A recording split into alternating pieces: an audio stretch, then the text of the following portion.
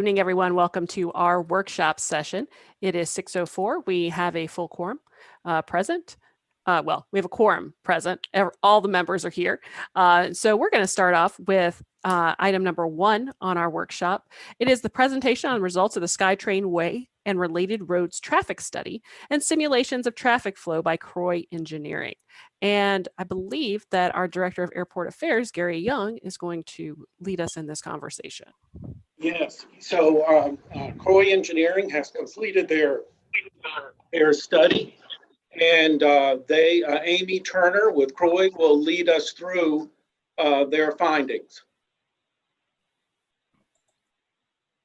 Amy, we'll turn it over to you. Thank you, Gary. First, on behalf of Croy Engineering, I would like to thank you all for the opportunity to speak with the council about our findings for the SkyTrain Way traffic flow study. It was an intense process over a short period of time. There was a lot of moving parts, so we were really excited to help you all with this task to bring all the stakeholders together and come to a solution on how traffic should operate along SkyTrain Way. Next slide, please. So there's a quick overview. I know there are other things on the agenda, so briefly we're going to go over the project background, some of the stakeholder engagement, as well as how we develop the methodology for going over the traffic flow and the different scenarios and the results in our analysis summary and recommendations. Next slide. Next slide. You can click it 4 times to pull up the icon. So as I mentioned previously, there's a lot of moving parts for this small area adjacent to the Conrad Rental Car Center Parkway area, as well as the Georgia International Convention Center. On top of that, we had the ACL West parking deck that was currently under construction at the time, which is now open and operating. The construction of SkyTrain Way was progressing along, and also Choice Gateway, they were actively completing their construction for their mixed-use development on the southeast side of this area. You can click it 1 more time. So some of the key factors from the first icon where there's a green arrow, that was the portion of SkyTrain Way that was already constructed. What we were tasked with doing the analysis on was whether that portion where it's under review, whether it should be 1-way, 2-way, or if there should be access at all. Currently, how they designed it originally was that it would be just an emergency access lane. But given the traffic flow in the area, the City of College Park were tasked with figuring out what would be the best configuration. For that 4th number icon was another consideration, which is the loop road to the south that could in fact be used as an alternate route to get around to the Rental Car Center Parkway to and from SkyTrain Way. So these are all the moving parts and factors we looked at initially as part of the study. Next slide. So our objectives was to first quantify the existing traffic conditions in the study area. We had an intense stakeholder engagement process that lasted for about 2 or 3 months. We met with key stakeholders from the City of College Park, the City of Atlanta Department of Aviation, the ATL Next Program Delivery Specialist, as well as members from the GICC, the GDOT as well, because we are operating along state routes, and many other stakeholders, including developers who were potentially constructing projects in the area. Next slide. So this is the overall project approach. The first phase was doing all of the data collection, the field observations. Given the COVID pandemic, we paid close attention to how we collected the data, what data sources we had available, and making sure that we cross-reference data as much as possible to make sure we had the most realistic traffic conditions post-COVID when this SkyTrain Way would be fully operational. We went into our stakeholder engagement simultaneously, and once we were able to get the feedback from all of our stakeholders, we were able to combine all of their concerns and considerations into the methodology for the traffic data analysis, develop the scenarios, and completed the simulation models, which resulted in our final presentation. Next slide. So this is an overview of the study area. As you can see, SkyTrain Way is in the middle of the slide, but because we know SkyTrain Way will not operate in a vacuum, we wanted to expand the limits of the study area. If we decide to make SkyTrain Way one-way or two-way, the impacts of the traffic flow would go beyond just this area between Conrac and the GICC campus. So we looked at intersections along Main Street as well as Camp Creek Parkway, and we also looked at the intersection of Rent-A-Car Center Parkway and Crosswinds Road to the east. Next slide. This is a slide that we were provided about the ownership in the area. Again, as we mentioned, there was a lot of moving parts for this project. So as you can see, the blue area as well as SkyTrain Way itself is owned by the City of Atlanta Department of Aviation. The City of College Park currently has an easement for access to SkyTrain Way and use of Hospitality Way. That eastern portion, the southeastern portion, that belongs to the Villa's Choice mixed use development developers, and they have ownership of that area in the white as well as that red area. Next slide. Stakeholder engagement. Thank you. So as I mentioned, there was a lot of different stakeholders that we engaged throughout the study process. We wanted to make sure we engaged everyone, heard their specific concerns given their interest in the area, and making sure we capture all of that when we were developing potential scenarios for traffic flow in the area. So this included the City of College Park, ATL Next, the City of Atlanta Department of Aviation. We also met with a City of Atlanta Fire and Rescue, GDOT because of the state routes, the ATL Airport District, and the GICC and Gateway Arena stakeholders. Next slide. So this is a timeline of our stakeholder engagement. As I stated, we had our initial kickoff meeting in May, and since then we had several meetings with the different stakeholders. And in the end, it culminated in several walking tours for SkyTrain Way, as well as the ATL West parking deck, so we could better understand operations in the area. Next slide. So here are some photos of our site visits. As I stated, we toured the parking deck. We walked with the mayor as well as council members, City of College Park staff, Atlanta Fire and Rescue. We also met with the GICC representatives, Mercedes, as well as Cookie Smoke with ATL District. Next slide. Here are a few more photos inside of the deck, as well as along SkyTrain Way and the GICC campus and the SkyTrain station. Next slide. So here are some of the highlights that we heard overall from our stakeholder engagement. First, one of their primary concerns was the traffic flow along Convention Center Concourse. Given the location of the SkyTrain station, which provides access, which provides rail to the Conrac rental car facility as well as the airport, there's frequently queuing along Convention Center Parkway. People are doing pretty much kiss rides or waiting to pick people up. They also installed MARTA stops right at the SkyTrain station location. There was also Uber and Lyft drivers queuing along Convention Center Concourse, waiting for passengers to come or leave.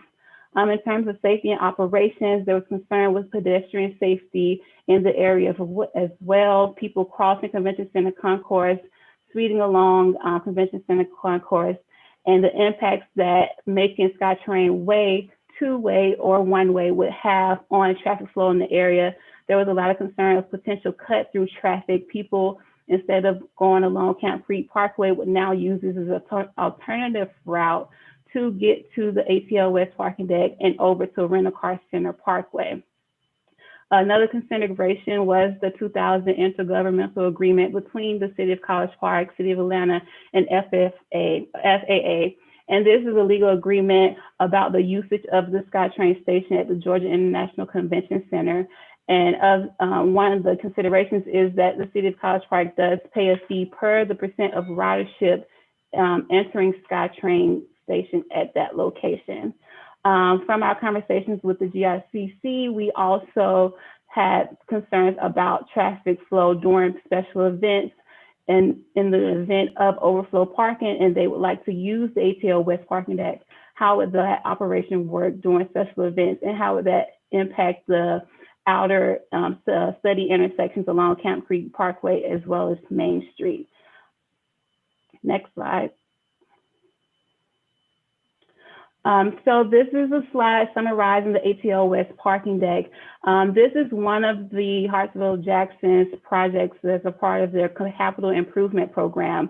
Currently it's open. It is a 7-Eleven parking deck. It's one of the state-of-the-art with smart technology, with the Peach Pass as well as the license plate readers. And it has direct access to the SkyTrain station via a walkway that gets you from, I believe, the 4th or 5th level. This is one of a series of parking related projects that the Hartsville-Jackson is working on. And one of the uses of the ATL West deck during this construction phasing is that it will be used during the renovations of the North Terminal parking decks. Next slide. So this is a summary of the Choice Gateway mixed use development. The AC Hotel is already open and the Sheraton Hotel is currently under construction. The land uses include hotels as well as office space and retail space. It did qualify as a development of regional impact, and a traffic impact study was completed for this project. And from the study that was submitted to Greta as well as the ARC, they estimated a total of about 12,000 trips to and from the site. And the projected build out of the entire site is estimated at 2024. Next slide. So one of the considerations that when we met with the Choice Gateway developers were their suggestions about the use of SkyTrain Way as well as connections to SkyTrain Way and the parking deck.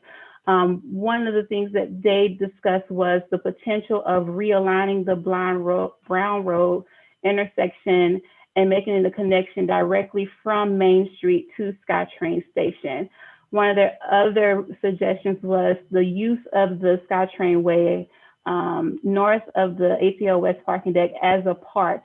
So instead of making it one-way or two-way, they recommended leaving it as an emergency access and installing grass pavers. And then one of the other suggestions that they wanted us to consider was the use of a connection from their development to the parking deck via a walkway. Next slide. So the Atlanta Fire and Rescue, they completed an independent study regarding the road strength requirements that they would need for the road in order to safely access the ATL West parking deck in the event of an emergency. Based on their findings of their study, they recommended that the road, given the whatever the final recommendation would be, they recommended that the width of the road would be 26 feet and it must support a minimum loading of 75,000 pounds. One of the other considerations that they made clear to us was that currently it is just a gravel road and over time it will deteriorate. So they recommended that it would be paved sooner than later because it does become a maintenance issue very quickly given different weather conditions throughout the season. Next slide. This, as I mentioned earlier, is the loop road connection that we discussed. This here is currently it is a loop road that starts and it's a one-way out from the Rental Car Center Parkway area. So if you were exiting from Conrack, you would be able to loop around Rental Car Center Parkway, veer off to the right and get to Main Street. One of the things that we were tasked with looking at is if we were to convert this section of the loop road to a two-way access. So instead of just having the one-way exiting as it is now, people would have the option to enter at the loop road connection, loop around, and they could access the Conrack facility as well as the ATL West parking deck at SkyTrain Way. Amy, Thanks. excuse me for interrupting, but sir. I just got a text message from a constituent that the slides are not updating on the Zoom meeting. Oh, Or they're updating for us, but they're not updating out on the websites. okay. Well, I believe Gabrielle is moderating it, so. Yeah, it's not a message for you. It's a message for Okay. staff. Thank Okay. you. No problem. Thank you. Is the workshop session packet available? Has that been uploaded? It doesn't look like it has for tonight's meeting, or else I would say they could just follow along and just download it.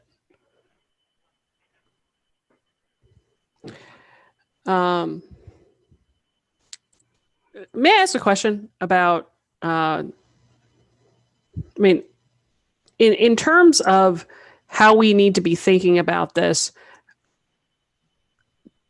in my mind, emergency response would be the priority. That would be priority number one.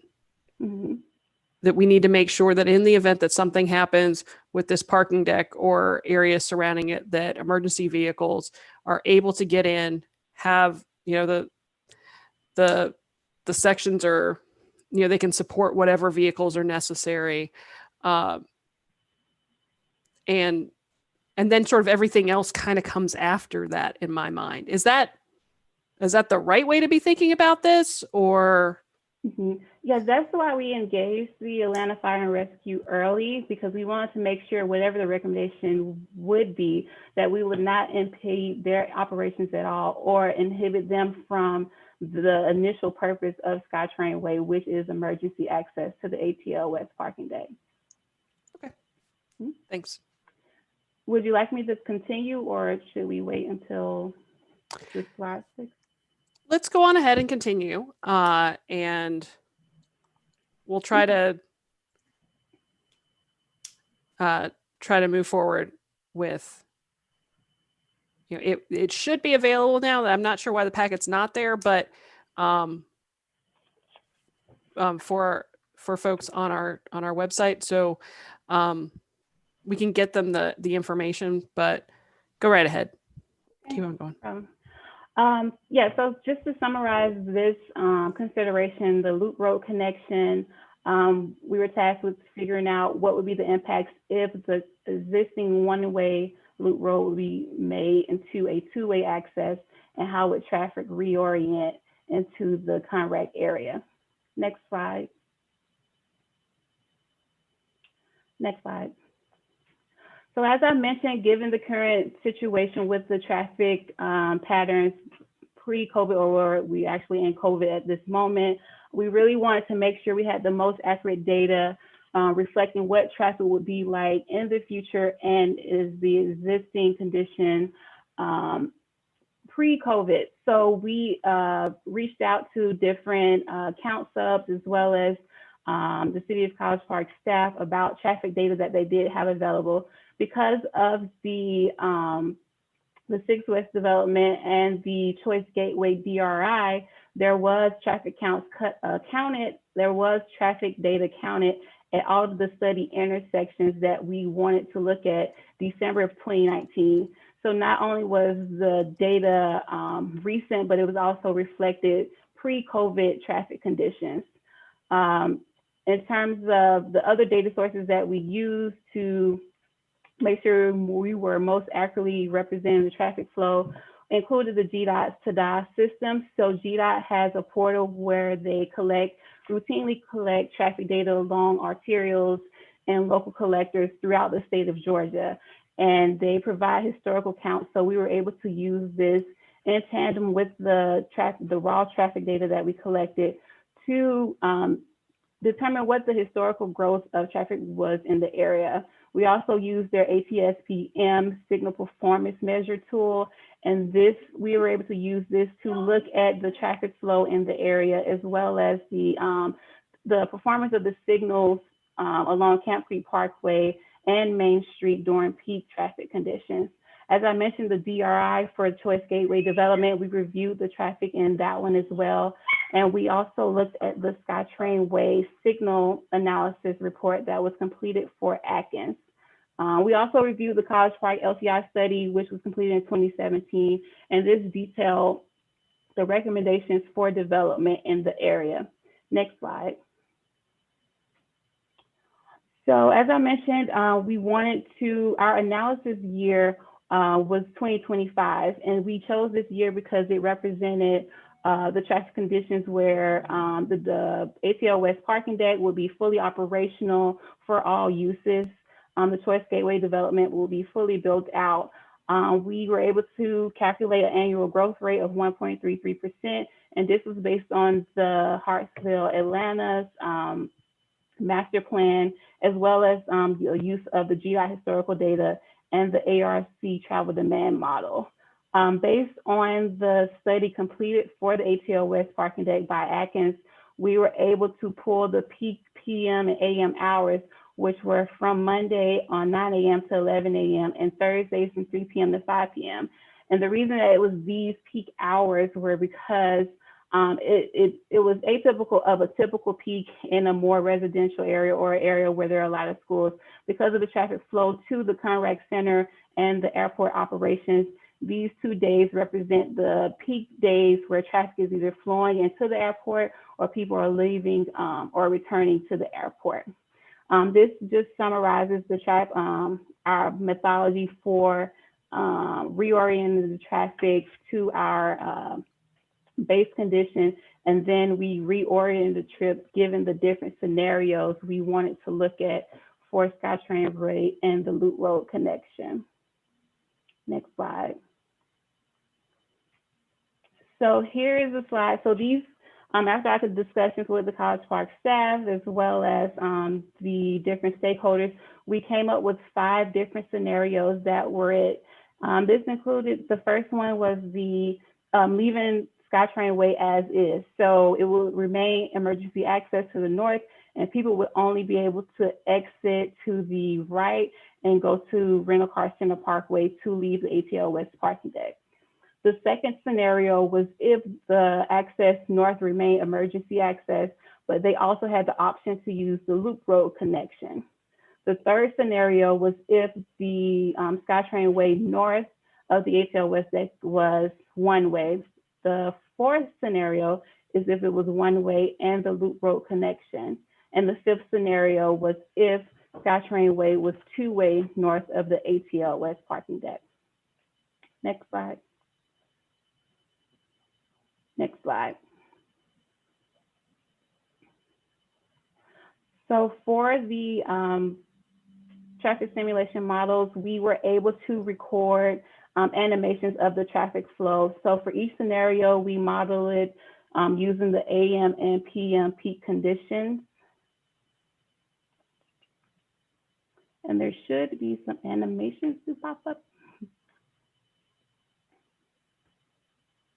Right.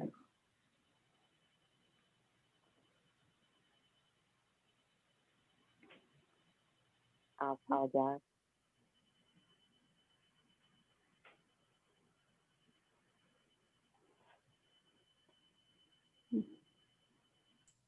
Ms. Turner, can you give us an overview of what those simulations would show? Yes. So it pretty much showed the traffic flow in each of the areas. Gabrielle, do you want me to share my screen? Because I have the presentation pulled up as well. Do you want me to try that? Yes, please, that's fine. Okay, let me go to that slide, no problem. And hit share screen. Okay. Is it showing the presentation? Not seeing it yet. Ms. Thornton, did you relinquish the share screen on your end? You have to stop sharing. She's saying, it says that she's starting, there we go.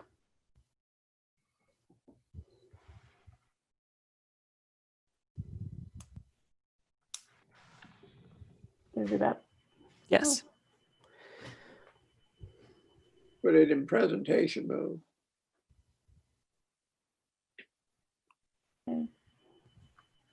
Oh, there it is.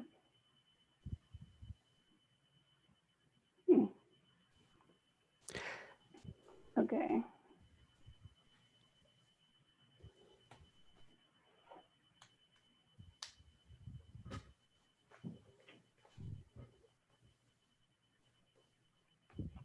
Sorry, is it sharing now? I'm not able to see if It's a sharing. white screen. Can you just go ahead and tell us what's in there?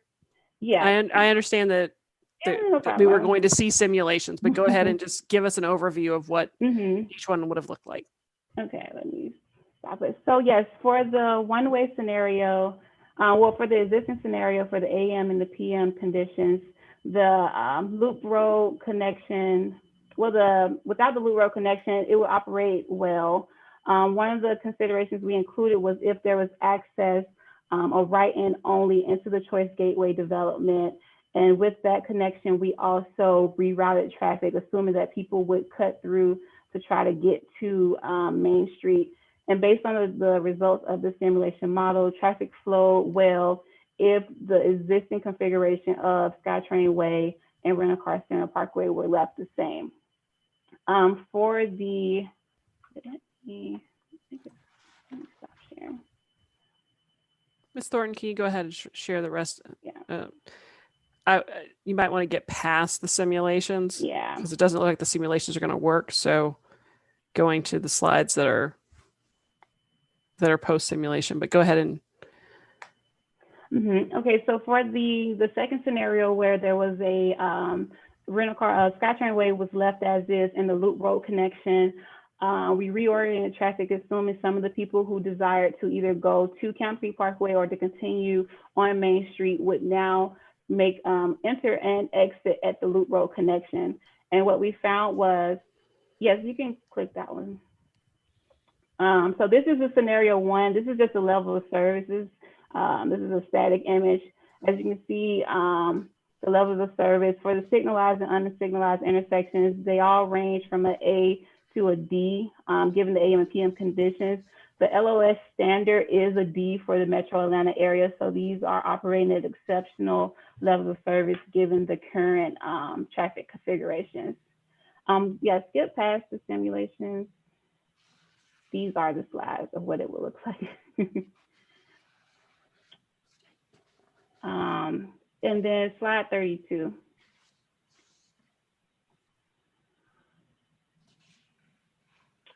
And so for the Rent-A-Car Center Parkway, what we found was that at the intersection with Main Street, the exiting traffic, it would operate at a level of service F if it was left as is. And the reason for that is that given that it is GDOT right of way, you would have to install a right turn deceleration lane as well as a left turn storage lane at that intersection. During the PM peak hour, given the flow of traffic on Main Street, the traffic trying to exit, they were having trouble finding gaps onto Main Street. So for this scenario, our recommendation would be to install the storage lanes on Main Street, as well as the second lane for exiting off of the loop road connection, all of which would be required by GDOT if you went after the encroachment permit for additional access to Main Street. If you can go to slide 35, yeah. So here is the one-way scenario if traffic was able to flow from the Convention Center Concourse as well as Hospitality Way into the ATL West parking deck. And with this scenario, we found that traffic would operate well. So instead of people looping around to Crosswinds Road to Rent-A-Car Center Parkway, they now had 2 additional options to get to the ATL West parking deck. And given that there was already a signal at Hospitality Way and Main Street, that was an option for them. At the intersection of Hospitality Way and SkyTrain Way, we did simulate it as the all-way stop, and that worked well given our traffic flow considerations. If you can go to slide 38.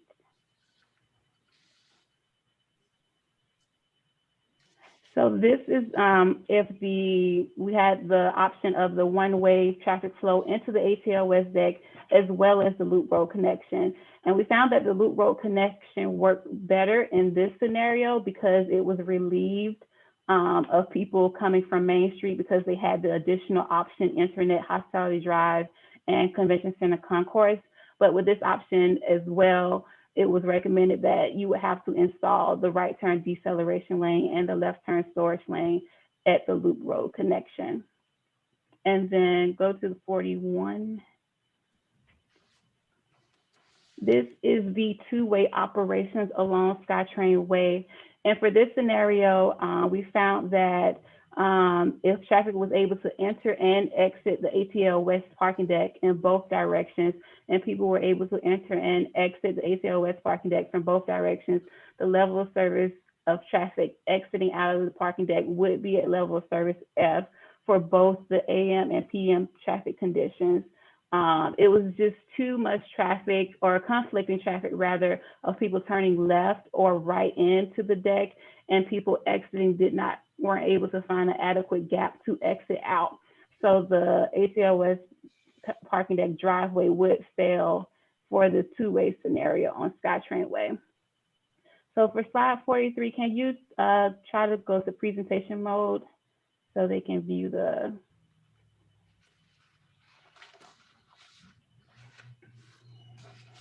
current slide, yeah. Ms. Turner, I want to let you know you got about 5 more minutes. Okay, yeah, this is the last 2-3 slides. Okay, so this is a summary of everything I pretty much discussed. It includes the level of service at the ATL West parking deck, because as I mentioned, one of the things we wanted to maintain was traffic flow into and out of the deck, because that was the primary purpose, and also ensuring that emergency access to the deck was maintained. It also summarized if you went with either of these scenarios, what would be some of the considerations and potential outcomes. That included, if you were to go with the Loop Road connection, you would have to do additional construction on Main Street, go through the permitting process of that additional access. And then overall, our general recommendations for each scenario. Following meetings and conversations with Atlanta Fire Rescue, as well as Gary and additional College Park staff, GICC, the final preferred scenario from College Park staff was the SkyTrain Way one-way scenario. With this one, you were able to access SkyTrain Way from either the Convention Center Concourse, Hospitality Way, and of course, from Rent-A-Car Center Parkway. Next slide. Additional considerations, as I previously mentioned, the Brown Road realignment. In terms of operations, we didn't see it having any negative impacts on traffic flow on SkyTrain Way, but we did have concern about its proximity to the bridge just south of the Brown Road connection. So in terms of operations, it worked well, but we did recommend an additional look by College Park staff, the engineering department, on whether it was actually feasible in terms of constructability. Also, any additional access to SkyTrain Way will require an approval from the Department of Aviation. In terms of the SkyTrain Park option, we've, based on our experience and also conversations with Atlanta Fire Rescue, the permeable pavers that they recommended, it would become a maintenance issue that the City of College Park would inherit over time. It may require a drainage system, and also in terms of the loading requirements for the emergency access, it would have to ensure that it met those requirements so that Atlanta Fire and Rescue were able to safely access the ATL West parking deck. And this scenario would only be viable if it remained emergency access. Next slide. This is the last slide. So this just summarizes, in terms of special events, we recommend the one-way traffic flow in and some type of traffic control, whether it be a fixed pedestrian signal actualization or officer during special events, so that pedestrians could safely cross from SkyTrain Way to the GICC campus and the Gateway Arena. So we wanted some type of safety measure for people trying to cross, whether it was fixed or temporary during special events. Other considerations, additional crossing and restriping of crosswalks along Convention Center Concourse, as well as potentially, if you all consider, if you want to deter cut-through traffic, the traffic calming measures such as speed bumps could be an option, as well as a couple of other traffic calming measures. Enforcing no parking on Convention Center concourse could cut down on the queuing at the SkyTrain station for the ride share, as well as people waiting on people to exit off. And that is next slide. All right. Does anyone have any questions for Ms. Turner? I don't have a question, Mayor, but I do have a comment. Sure. You started off indicating priorities, which I think is a good thing. I would argue historically that when we did the intergovernmental agreement, and Gary remembers this well, we asked them to open up the gates to the rental car center so that we could have traffic coming to College Park to enjoy the downtown area and help the local businesses. I feel it's more important that it be the traffic coming out be able to access downtown than necessarily traffic coming back. However, as a person who travels a lot, it sure is nice to be able to get back to where I'm trying to go, the rental car center, for example, by the same way that I got out. So if I rent a car and go out onto Main Street, I'd like to be able to get in off of Main Street. If we make it one way and leave it one way, with the option that they're recommending, we still have a way to get back to the rental car center. It's not quite the same place that you came out, but it's only a block away. Mm-hmm. And that makes it less confusing for the traveler. And it also enables you, if you want to stop off for a meal or a cup of coffee or something before you return your car, you can do that. Since then, we've added on the ability to do overflow traffic from the convention center and arena. And I think having that be a relatively convenient access is a good thing wrong. So those are sort of my two priorities that I have after your number one priority, which is emergency access. Mm-hmm. And Councilman Clay, I'll add a little to that in that, you know, I think I wholeheartedly agree with you as someone who, you know, you travel a lot. I've traveled a fair amount, spent 5 years doing it.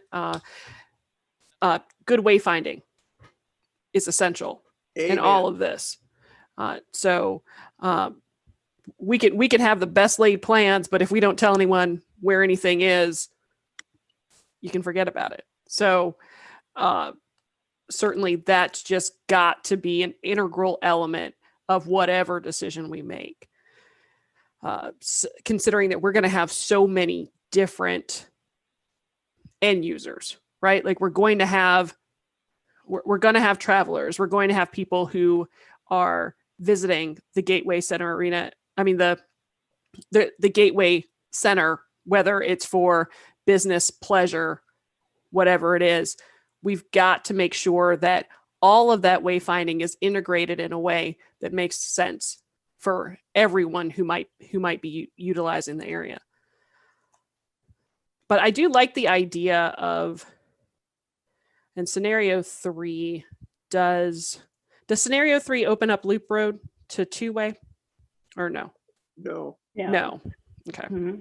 And that right. saves us, they were telling me, I did a heads up before the meeting, about $250,000 in construction costs out on Main Street. Sure. I like the concept of Loop Road being open, but and for some of the reasons that you discussed, that, you know, it gives people access to College Park. We can probably wayfind there, but where we are right now, saving $250,000 sounds better.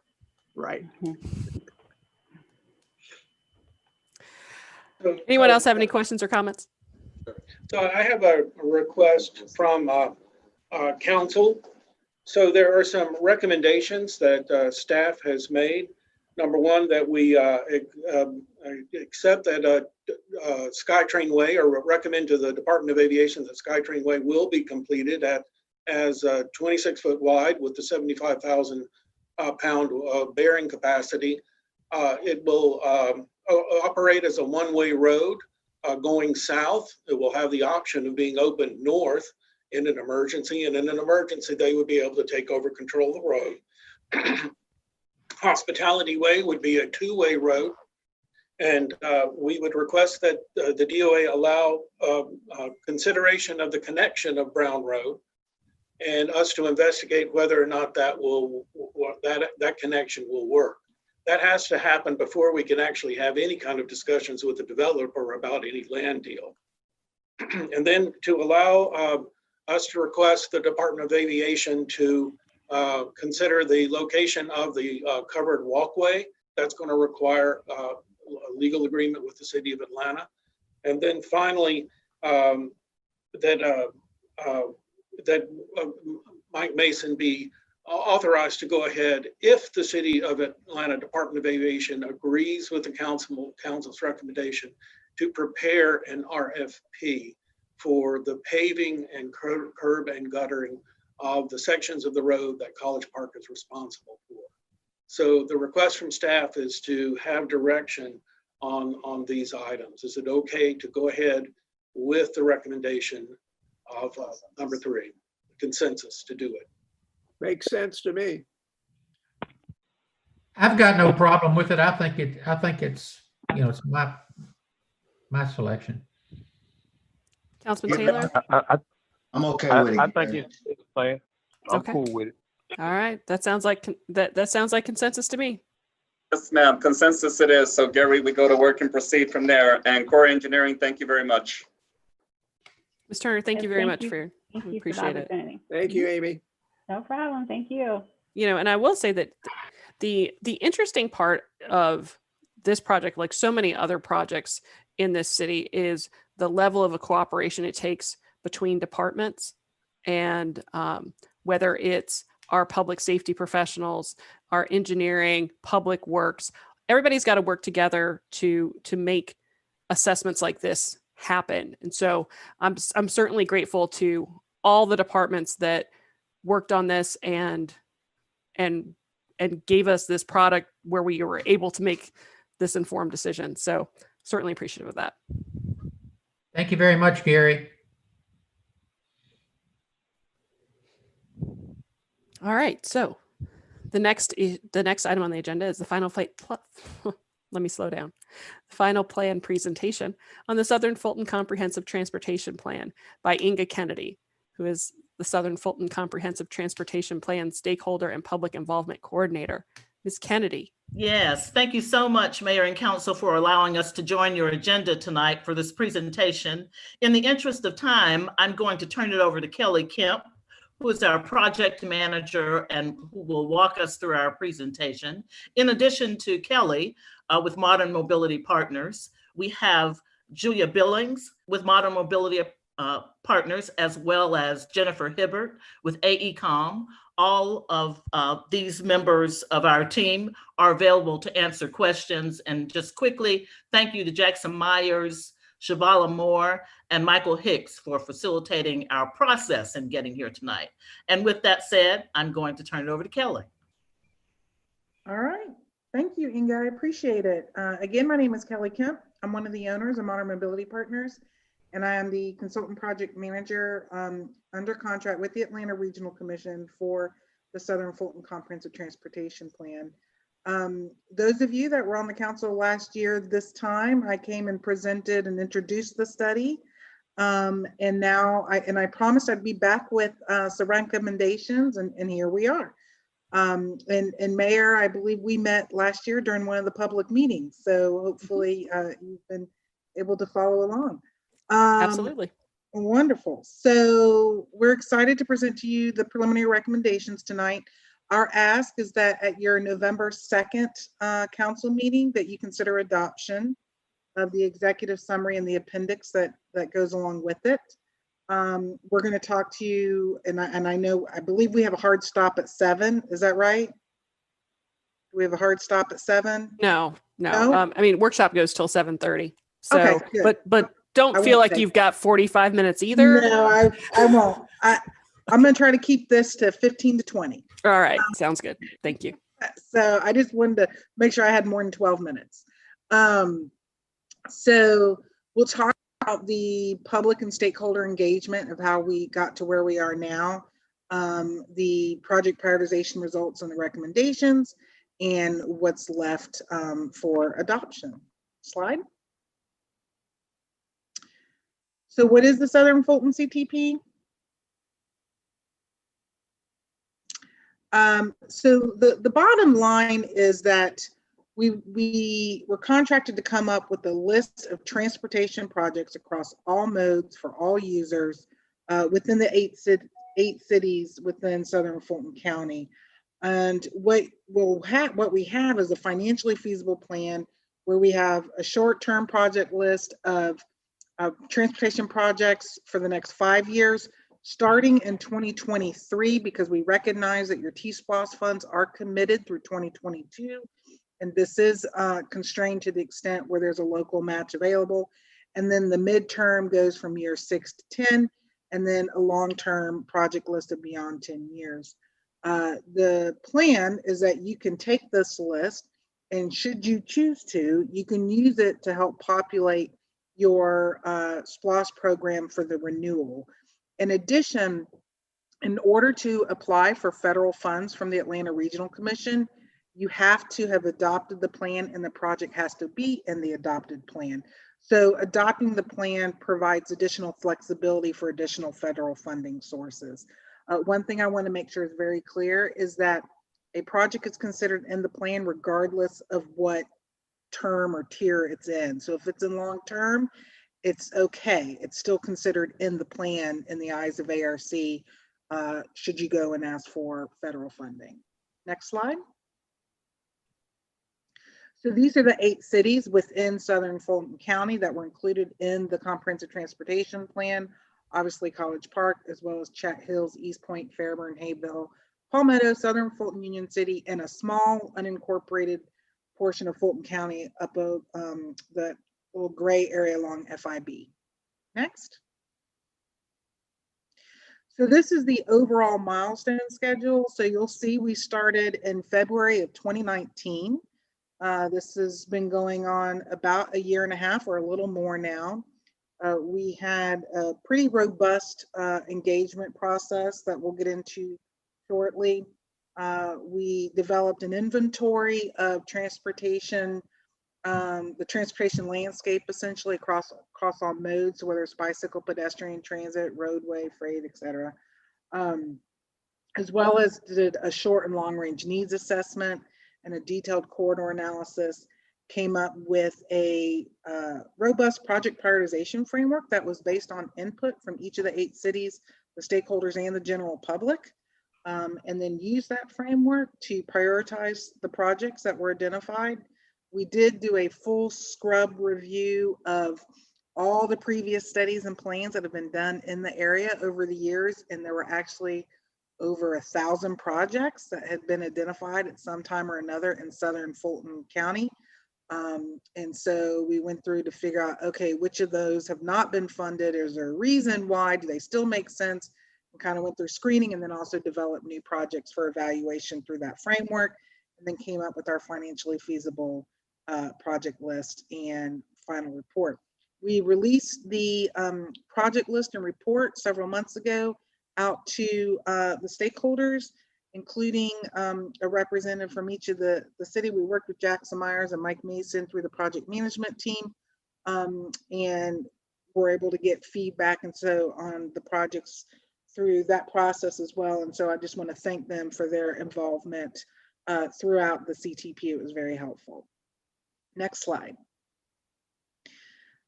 So how did we engage the public and stakeholders? And that includes pre-COVID and during COVID.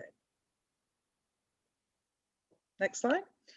So I mentioned a project management team. Each of the 8 cities had a representative on the project management team, as well as the Atlanta Regional Commission and GDOT. And we had 6 of those meetings. We also had 5 stakeholder committee meetings. So all those logos you see on the right side are all the entities that were invited to sit on the stakeholder committee. So in addition to the project management team, we also had the stakeholder committee meetings. We had a mayor's charrette in May of last year where we piggybacked off of a South Fulton Chamber meeting and did a little mini charrette where we did an exercise to figure out what each of the cities valued when prioritizing projects. We did that same exercise with the PMT, the stakeholders, and the general public. Through the general public, it was an interactive polling exercise, some of you which may have actually participated in through the public meetings, as well as online. We did a bus tour where we went out and saw firsthand what some of the challenges and opportunities are. We also had one-on-one meetings with each of the cities, and I mentioned that we came out and presented to you last year to the city council. So we had did one for each city. So that was 8 and at the beginning, and now we're wrapping up here at the end. I believe you guys are the last ones to present. We've got adoption for East Point coming up next month, as well as for you guys, and the other 6 cities have adopted the plan. Next. So how was the general public engaged? So last year we had 8 in-person public meetings, 1 in each city. Okay, during those meetings, we also, we had 72 in-person attendees, but we also Facebook live streamed those meetings. And at that time, we had over 3,000 views of the meetings, and we did interactive commenting during the meetings live. And so we had a lot of people participate virtually, and that was pre-COVID. The original plan was to go out in the spring of this year to the general public for another round of 8 in-person meetings. However, due to COVID, we did those virtually. And what we did was 3 live recorded virtual meetings that were then shared. So people that couldn't see them live recorded could still view them. At that time, back in May, we had almost 1,200 views. I'm sure there's a lot more now. Again, the 16 city council meetings open to the public. Pre-COVID, we had 8 roving outreach events out in the communities, at festivals. And as part of that, we had hard copy surveys, as well as an online survey where we had over 1,100 responses to the first one, where we surveyed stakeholders and the general public on what they were looking for in the plan, the vision, the goals and objectives, and how to prioritize projects based on what they felt was most important in their communities, which did enable us to develop a tailored project prioritization framework for each city, as well as the region as a whole. We did a second online survey during COVID and during the live recorded public meetings as well, interactively, where we got feedback on the different types of projects as well and what they wanted to see. And as part of that effort, we had one online mapping tool where individuals could go in and comment on specific individual projects on a map online. Next slide. So how are the recommendations developed and prioritized? Slide.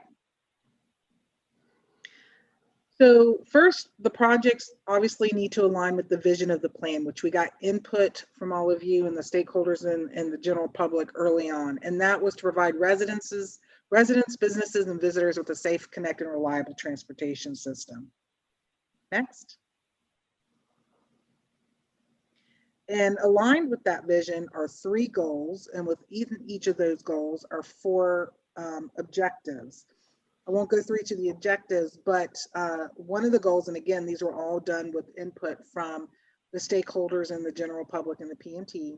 The first one was to provide a safe and reliable mobility options for all. The second is to provide a connected, reliable transportation system that operates efficiently and supports future growth. And when I say connected, I mean in 2 different ways. One is physically connected to get from point A to point B. And the second is connected with technology, where signals can communicate with one another to the infrastructure, back to the Transportation Management Center, and to vehicles. And as well, goal 3 is to promote economic development within the city, as well as Southern Fulton region and Metro Atlanta region as a whole. Next slide. So one of the things that we did that was a little unique to the CTP is that we developed a corridor framework so we could be a little more intentional about our projects.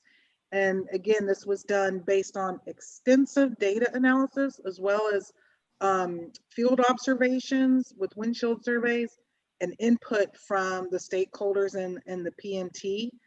What we did is we designated corridors that could be a smart corridor network where we're proactive and identifying opportunities for low-hanging fruit where technology can improve mobility and safety. But in addition to that, we also designated corridors as either livability and or economic freight corridors. So, and in some instances, for say, for instance, an economic freight corridor could be a long corridor like US 29, but we have nodes within the downtown areas, including College Park, that are considered livable areas. And the idea is for livability corridors, we're focusing on bicycle, pedestrian, transit type projects.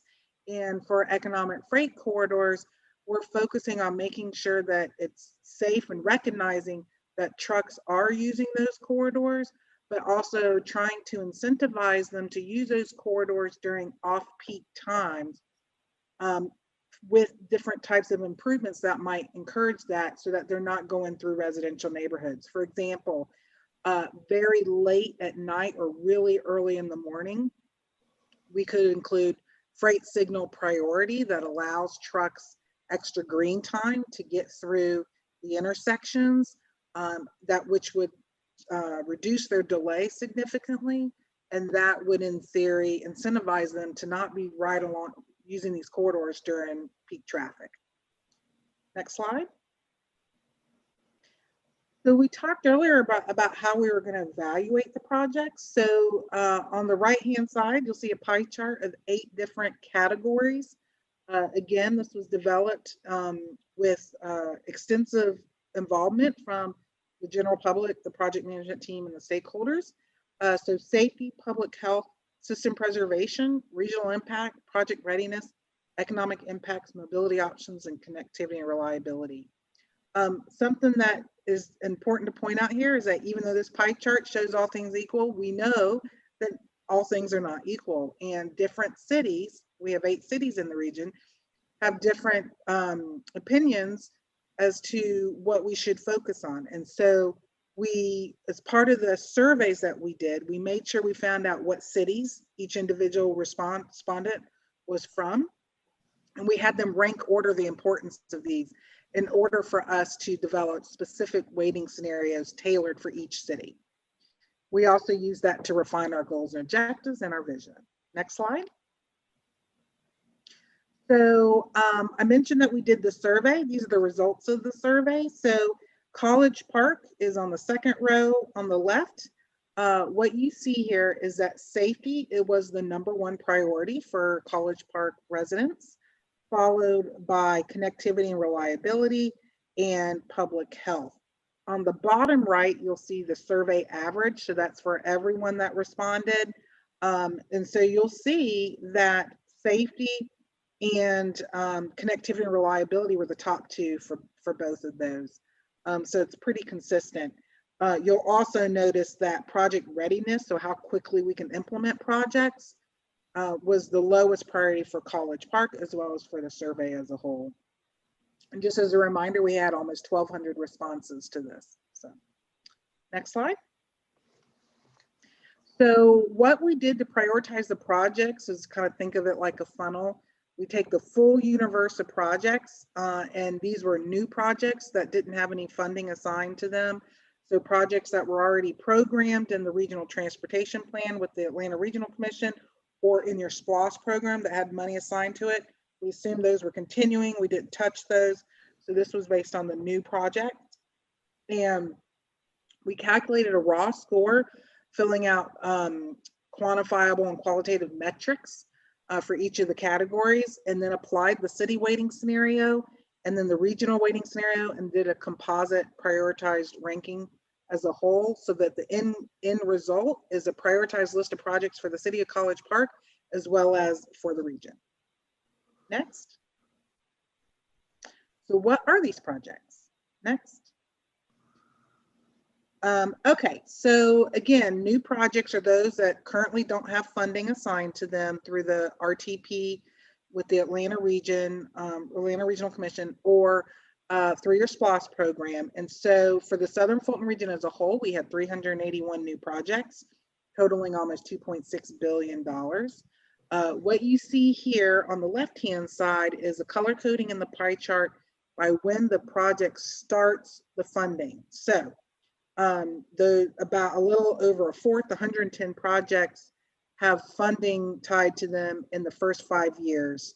And so a lot of those are going to be, you'll find your lower hanging fruit projects. And that's about 218 million for all of the Southern Fulton region. Then you have several projects that start funding in one tier or term and then end in another. And so those are higher cost projects and or they take longer to implement. And so you've got some projects that start in the 5-year and they're also in the 10-year band, and some that start in the 6 to 10 year and go into long-term and et cetera. So you have over half the projects are considered long-term and at 2.178 billion. Next.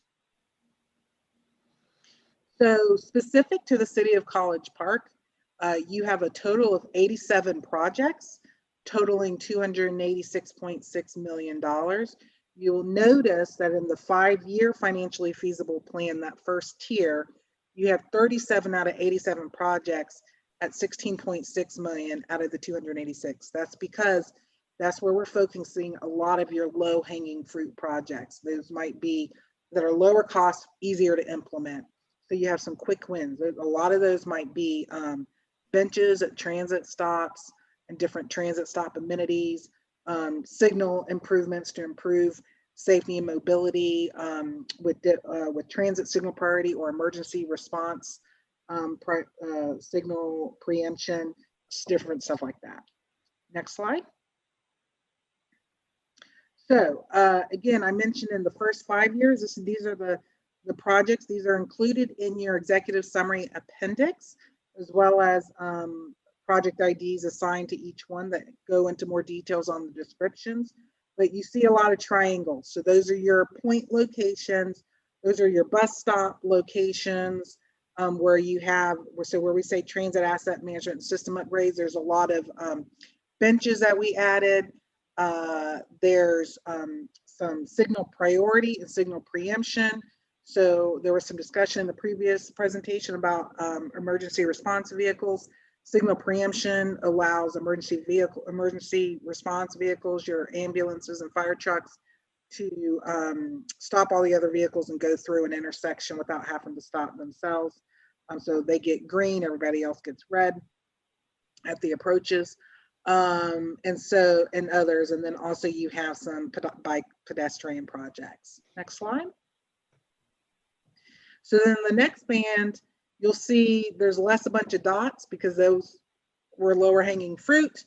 You have some projects continuing, a lot of which are bicycle and pedestrian, and some transit expansion out Camp Creek Parkway to provide transit as well out in that area that's not currently provided. Next slide. And then that's just continuing the funding of a lot of these. And you've also got the Camp Creek Parkway widening project from 285 to 85 as well. Next slide. This is a system performance dashboard specific to just the city of College Park. So 2017 are your current or your conditions in 2017. 2050 E+C is your existing committed plus committed. So what was already programmed for funding and something that we were able to model in the Atlanta Regional Commission's activity-based travel demand model. And the 2050 build is the projects that we're recommending, all of them. So the bottom line is you'll see that when you look at what's considered the no build, the E+C and the build, your distance, the vehicle hours traveled goes down a little bit.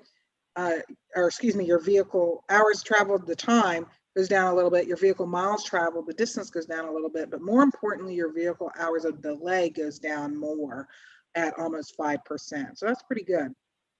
The other thing that we want to show is the level of service does get better. So the congestion on the roadway gets a little bit better as well with the build scenario, with the capacity projects that you do have. Also wanted to indicate that you've got between currently and in the future, With the build, you have, you go from 1 to 5 miles of bike lanes, 1 to 20 miles of trails, 15 to 17 bus shelters, 2 to 80 benches. So you have significantly more benches at your transit stops. You also have 37 multi-jurisdictional projects. So you have a lot of projects that cross more than one jurisdiction, and you're providing access to more areas considered social vulnerability based on the Center for Disease Control's, the CDC Social Vulnerability Index. And you've also got projects that are providing more access to those based on the isolation index from the Atlanta Regional Commission. So it provides access to people that have been traditionally isolated from hospitals, schools, commercial centers, and fire stations. Next slide. So you may be wondering, since we started this in early last year, how did we account for COVID and emerging technologies and any other disruptors? The good thing is that from the very beginning of this project, we have been thinking about disruptors. So, and through every step of the CTP. So in the vision at the very beginning, we accounted for connected vehicles, or CVs, and that's where the vehicles can communicate with the traffic signals and the infrastructure back at the Transportation Management and the Transportation Management Center to improve safety and mobility. We've also accounted for that in the goals and objectives. And we did a very detailed inventory and needs assessment for smart mobility technologies and developed a proactive smart corridor network with where those opportunities would be right out the gate to start in deploying some of those technologies. But the other thing I want to mention is the funding scenario. So when it came time to do the financially feasible plan, we're in the midst of COVID. So we recognize that with COVID, more people are teleworking, which means that they're not spending as much money. So you may not have as much sales tax revenues. But the other big part of that is they're not driving as much. They're working at home. And so the motor fuel tax revenues would go down. And so what we did is we did a bookend scenario when we were forecasting out to 2050, which is what this plan is. We had a scenario that looked at the status quo, what you've historically had in revenues, versus a little more conservative scenario of looking at, the time it would take to rebound back from an economic downturn, and based on what historically how it's been done in the past. So that's what we did to account for COVID and the financial feasibility. And so we think that was helpful as well. Next slide. So what's next? The plan adoption. Next slide. So again, you guys are our last work session presentation. We've got adoption coming up with East Point next month, and hopefully you guys as well on the 2nd. 5 of the 8 cities have to adopt for it to be considered an adopted plan. We've had 6 so far, so it is considered an adopted plan by the ARC. To apply for federal funding, as mentioned before, you need to make sure you've adopted the plan and that your projects are included in the adopted plan.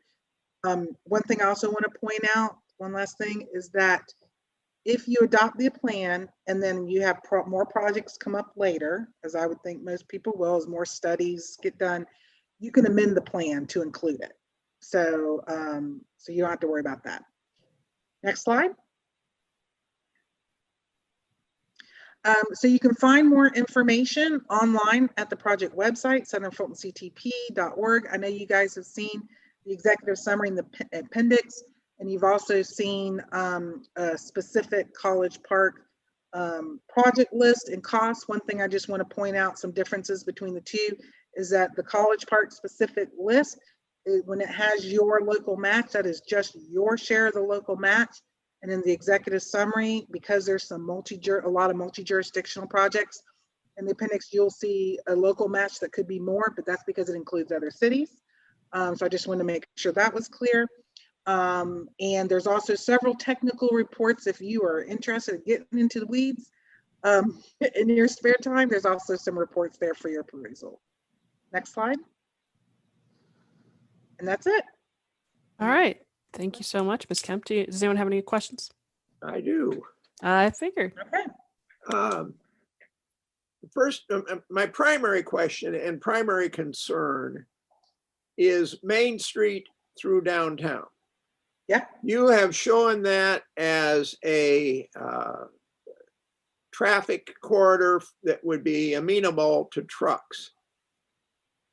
Main Street through downtown College Park is 2 lanes, one north and one south. You don't have it shown on the map as being one for expansion. And in our response to COVID-19, we have been working with GDOT to implement what we call parklets, actually college parklets. And in doing that, we would expand, we would take away the parking places. And we already have improved Main Street in that area, and we have the little bump outs at the various intersections. So we would be basically extending the bump out with a raised platform that would match the curb and so forth and so on. And we could have people eating out at our restaurants and what have you. So as far as I'm concerned, Main Street is not going to get wider. And designating it as truck traffic has a concern. I was encouraged by your remarks that the technology will make it more effective for and efficient for trucks to go through at off hours. Is my understanding that you are not considering expanding to 4 lanes through downtown College Park? So a couple of things. Great comment. I agree with you 100%. I've spent a lot of time down there. And so when a truck sits there to unload their food for the restaurants, it takes up the whole space, the whole area. So I get it. One thing I want to be clear on is even though all of US 29 as a long segment has been designated as an economic freight corridor, downtown along Main Street has not. It's been designated as a livability node, focusing more on bicycle, pedestrian, transit. So we do not include any recommendations for widening. However, there is a study recommendation for all of US 29 because there are so many physical constraints along the entire length of the corridor with the railroad and everything. There is a study recommendation to look at it further, not just for freight, but just in general, because we also have bicycle pedestrian facilities on there. And regarding the parklets, which I love that, the bike lanes or the dedicated bike facilities, I should say, that are planned or recommended along the corridor where there's a parklet, they would just have to accommodate the parklet. So at this stage, we're just saying there should be a bicycle dedicated bike facility or bike facilities along the corridor. But obviously when you get into the design, you're going to have to meander sometimes, and you're not going to take out any parklets, right? You'll leave them there and you'll accommodate the parklets by going around, what have you. And thank you. That puts my mind at ease to a point. Good. I want to clarify something that I thought I heard you say, that in the details, I had a number of questions in the detail area, which we're probably not going to have time to get in and have other people ask their questions. But where you talk about the local match and where it is only our city, there are many cases in there of those 37 projects over the first 5 years where the local match is equal to the total of the project. And so when you say local match, that's College Park's share. So, yeah, so let me clarify a few things, and that is a really good question. There are some project types or locations, for instance, they're not on a state route, where they may not have a state match. So it may be all local funds. So that's one part of it. The other part of it is there are some projects that traverse multiple jurisdictions. And so if it's only in College Park, then College Park is responsible for the entirety of the local match. If it traverses multiple jurisdictions, then it's split up proportionate to the amount of the segment of the roadway that falls within that jurisdiction. Does that answer your question? Yeah, I had figured Okay. that out. And I just want to make sure I was interpreting correctly that if ours was equal to the total, then it was all ours. Then it's If it all was you. not- Then it's if all it's you. not a Yeah. multi-jurisdictional. Is there other money that might be accessible for a portion of that local match then? Yes. So, and that's why it's important to adopt the plan, because then you can apply for federal funding. Okay, it doesn't have to be on a state route to apply for federal funding through the Atlanta Regional Commission, and also there could be different grant opportunities that come up as well to help pay for that local match. Okay. Mm-hmm. And And I'm sorry, if I could just add one thing. In the appendix of the executive summary, we actually have a very detailed matrix of potential funding sources for every project. Okay. And that's at the local, regional, state, and federal level. And one other question with just regard to the way you add things up. There is, I have it by packet page, and it's 165, which isn't going to help you very much. It's within the first 5-year program. It's project number 1548, which is a scoping study of Camp Creek Parkway, et cetera. And it shows that it's in College Park. When I go to the total cost estimate, it's $1 million. When I go to the total local match, it's $1 million. When I go to the federal match, it's $565,000. So I would have thought that the local match would not have been would not have been a full $1 million. It would have been 1 million minus 565. So You're exactly right, and that was a typo that we found, and we're already fixing it. So okay, yeah, all right. that was a typo. I'm going to turn it over to somebody else. Yep. I have other questions like that, which I can send you if you want my typo catches. We did get your comments. Okay. In PDF, and then so we've got them, and we've already gone through them and making sure we're catching everything. Yep. Good. I'll leave it over to somebody else before we run out of time. We appreciate your thorough review, though. Thank you so much. Oh, you're quite welcome. Okay, so does anyone else have any questions? No, if we have comments or questions later on, I noticed some of the streets are not really College Park and so forth, should be other streets. We forward those on to you as well? Yes, if you would forward those to Jackson, if you channel everything to Jackson Myers, and then he's been communicating directly with us for comments. So, and we really appreciate that. Okay, thank you. All right. Anyone else? All right, so this will be on the November 2nd agenda. Is that correct, Mr. Moore? Yes, ma'am, that's absolutely correct for consideration of authorization of the plan. Meanwhile, plenty of opportunity for follow-up corrections based on the direction having been outlined today. So thank you. All right, perfect. Absolutely. Thank you. Great. So thank you, ladies. Appreciate you being here and going through that with us. So we have 8 minutes left until the meeting starts, but I'm going to give everybody a break as opposed to diving back into executive session. I think we might use a stretch since we've been going for almost 2.5 hours now. So we will see everybody at 7:30. Okay. Thank you. Mr.